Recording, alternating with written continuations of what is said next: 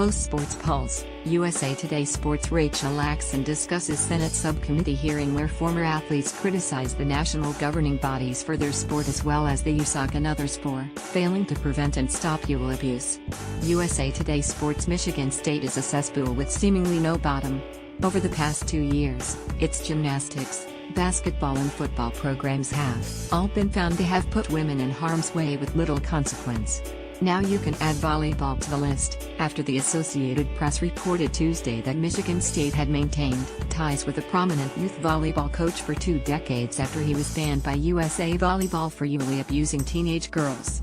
Taken as a whole, administrators have turned a blind eye or, worse, enabled and protected abusers, leaving their victims vulnerable and ensuring that more names would be added to the list.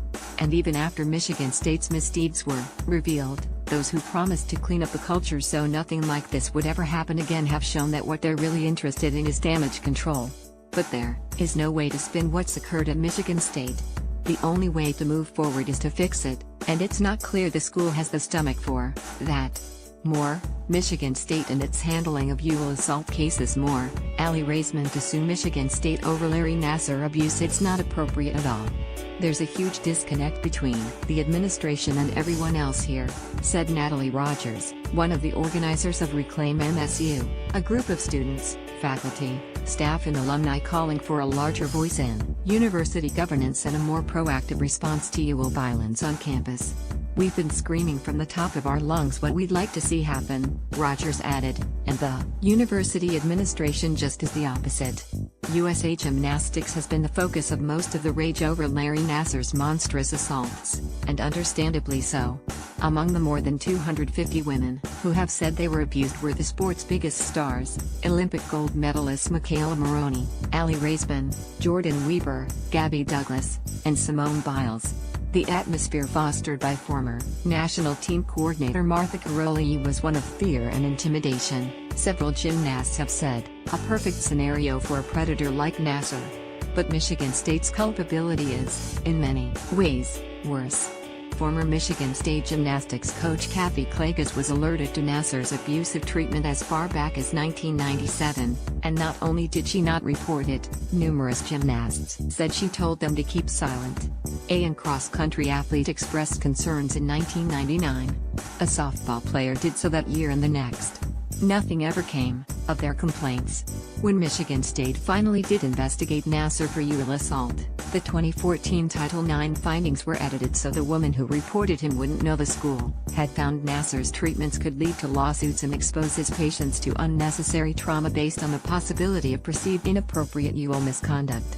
Michigan State did agree to establish treatment protocols for Nassar, but they were never followed, and the person who was supposed to ensure they were enforced later said he never had any intention of doing so. That person, William Strampel, former dean of Michigan State's College of Osteopathic Medicine, has since been charged with willful neglect of duty. Strampel also faces charges stemming from allegations of UL harassment by 4 women. That isn't it, however.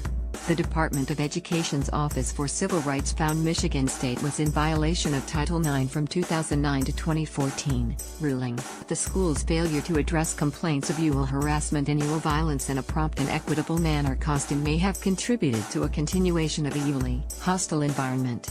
A federal lawsuit filed earlier this month alleges that a female student was raped by 3 Michigan State basketball players in 2015 and the university coerced her not to report it.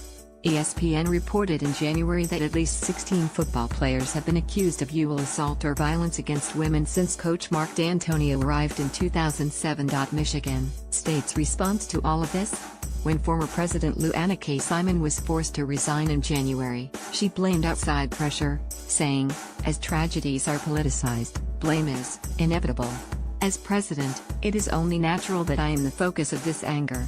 Former Governor John Engler, the current president, has been accused of bullying one of Nassar's victims. His special counsel had to apologize last week after telling board members a woman had outrageously distorted details of the meeting with Engler, and was trying to set up the university so it would have to pay more to settle civil lawsuits. Quite the tone they're setting. It's just horrible, and not the direction we need to be moving in, not just as an institution but as a society, said Rogers of Reclaim MSU. Owning up to your mistakes is never easy, and it is exponentially harder when the failings are as egregious as Michigan State's. But not accepting the depth of its problems, or trying to make them go away as quickly and as quietly as possible, is what got the university in this trouble in the first place. Penn State is often held up as the model of what not to do when faced with abuse scandal. But what Michigan State has done, what it continues to do, is far worse. Follow USA Today sports columnist Nancy Armour on Twitter.